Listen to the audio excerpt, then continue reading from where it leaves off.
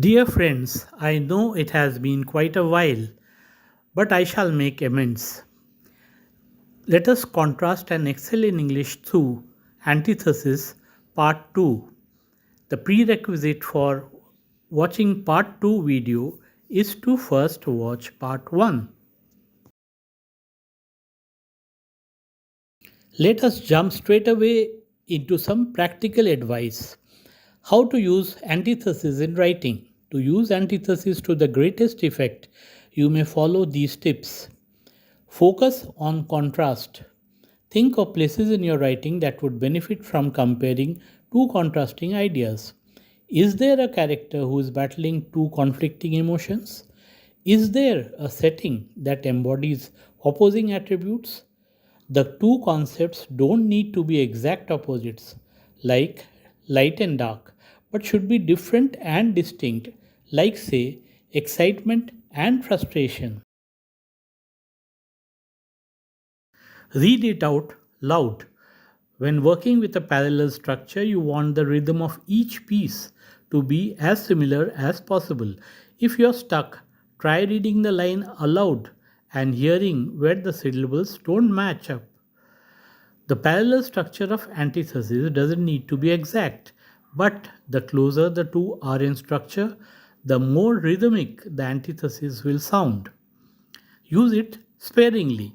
As with most other rhetorical devices, antithesis is best used in short bursts. Overuse it, and the impact will become dull, and you run the risk of making your writing sound trite or forced.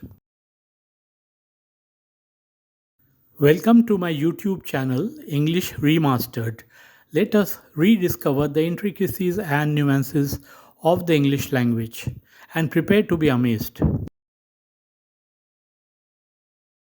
Like many other languages, English is rich in figures of speech, so there are some related concepts to antithesis, with some similarities and many differences. This study becomes a very interesting one. Let's examine that.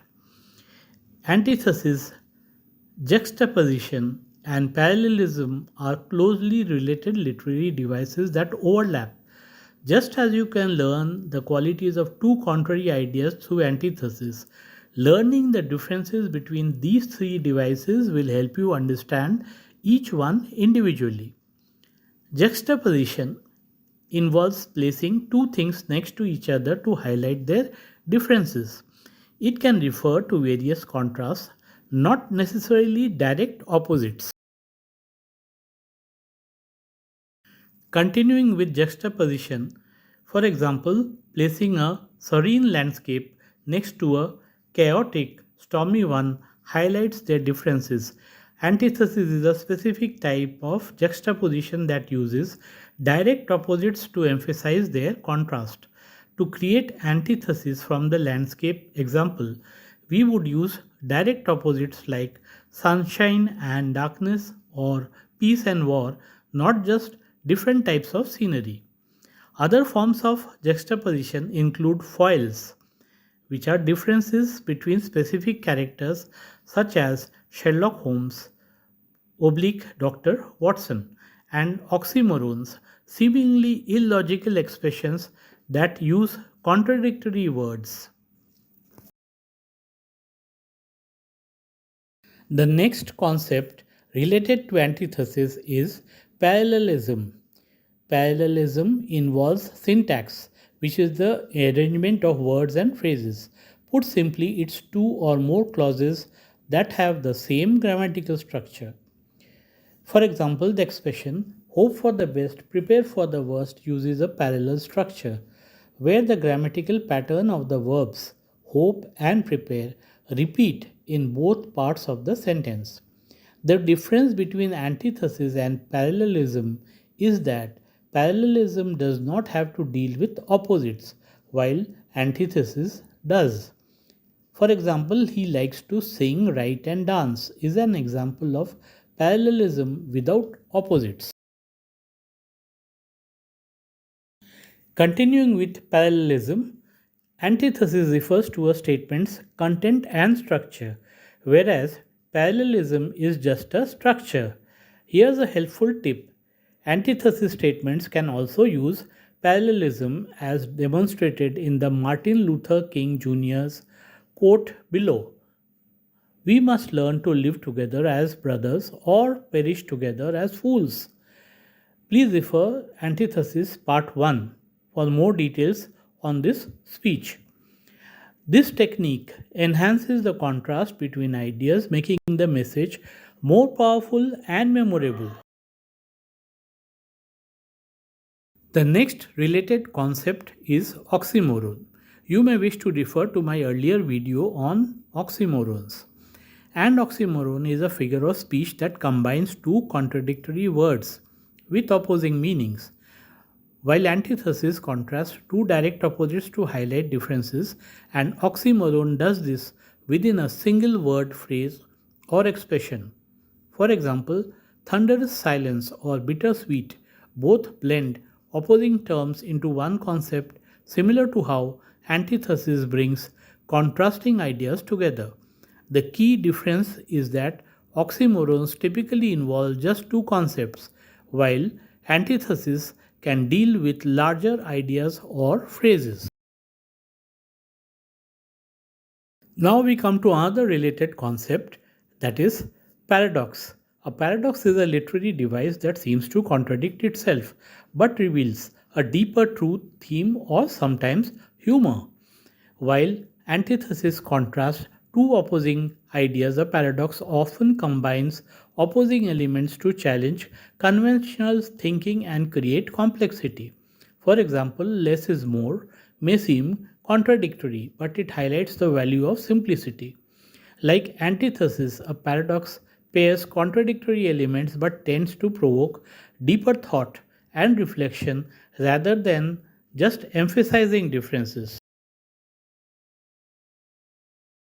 Now we come to the most interesting discussion of this video, antithesis, chiasmus, and parallelism.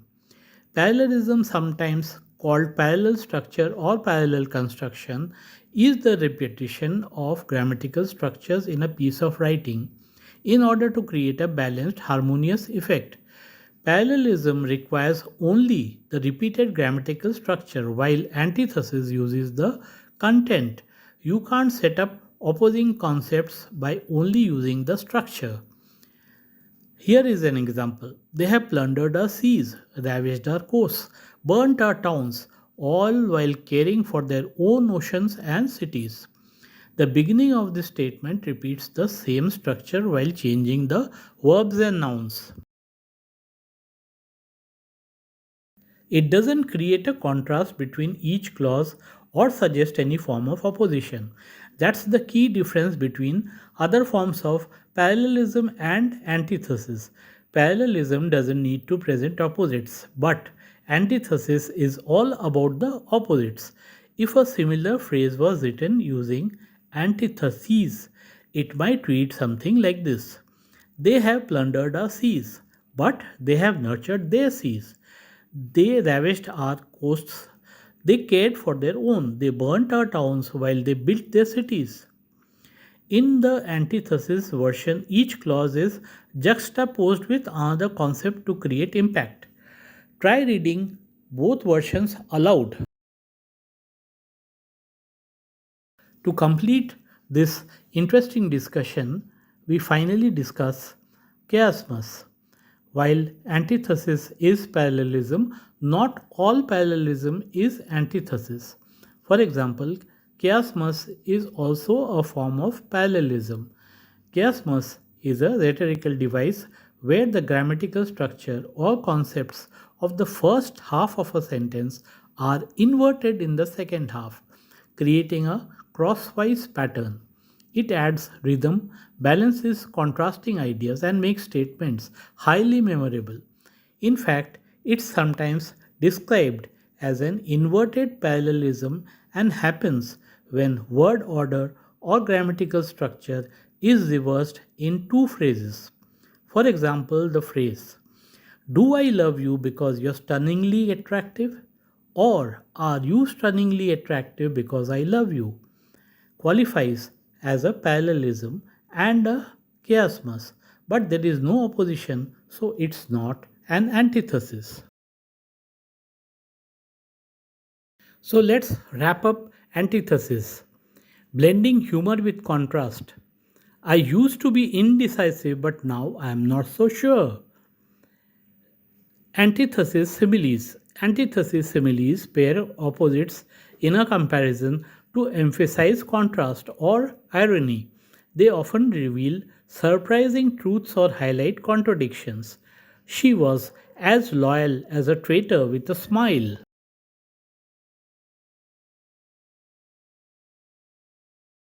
Friends, you are the reason why this video has been created. Are you prepared to be amazed again? If so, we would love to bring more videos for your consumption, each different from the rest. Please subscribe, press the bell icon, like and share. Thank you.